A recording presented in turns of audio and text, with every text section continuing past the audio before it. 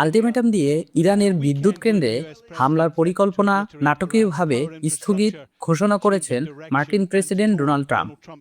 এরপর ফ্লোরিডার punch air force ওয়ানে ওঠার আগে সাংবাদিকদের কাছে তিনি দাবি করেন ইরানের 4টি বড় বিদ্যুৎ কেন্দ্রে উড়িয়ে দেওয়ার ঠিক আগ মুহূর্তে ইরান ফোন করে আলোচনার প্রস্তাব দিয়েছে, এমনকি পারমাণবিক অস্ত্র কর্মসূচি ত্যাগ করতে নীতিগতভাবে সম্মত হয়েছে।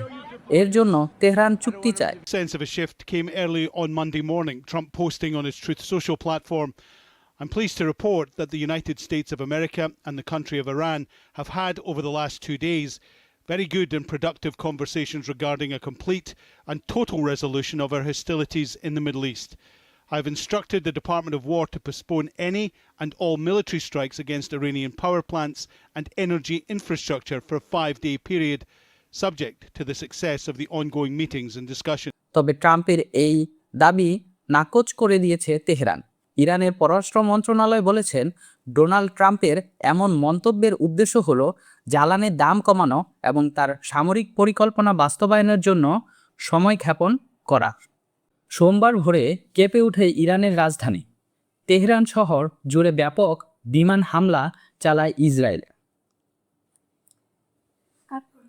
দক্ষিণ ইরানের একটি সম্প্রচার কেন্দ্রে প্রাণঘাতী হামলায় একজন নিহত হন।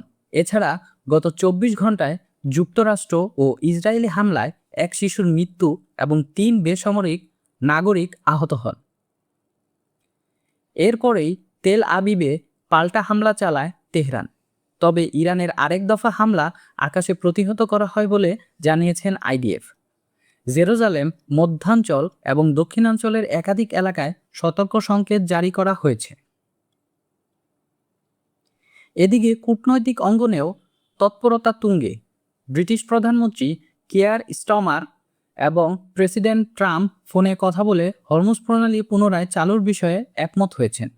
আর সংকট সমাধানে 6টি শর্ত দেওয়া হবে জানিয়ে ডোনাল্ড ট্রাম্প বলেছেন, 5 দিনের জন্য ইরানের জ্বালানি স্থাপনায় হামলা স্থগিত করা হয়েছে। আর ট্রাম্পের বক্তব্যের পরপরই ইরান জানিয়েছে তেহরান ওয়াশিংটনের মধ্যে কোনো ধরনের আলোচনা চলছে না। দেশটির পররাষ্ট্র মন্ত্রণালয় বিবৃতিতে জানায়, তেলের দাম কমাতেই ট্রাম্পের এই কারসাজি। এদিকে জ্বালানি স্থাপনায় হামলা স্থগিত করা হয়েছে। এই আলোচনার পর বিশ্ববাজারে কমতে শুরু করেছে তেলের দাম। ব্যারেল প্রতি দাঁড়িয়েছে $96। অন্যদিকে স্থল অভিযান শুরু হলে পারস্য উপসাগরে নৌমাইন পেতে দেওয়া হবে বলে হুঁশিয়ারি দিয়েছেন ইরান। আর যুদ্ধে লিপ্ত সব পক্ষকে নতুন করে আলোচনার টেবিলে ফেরার আহ্বান জানিয়েছে চীন।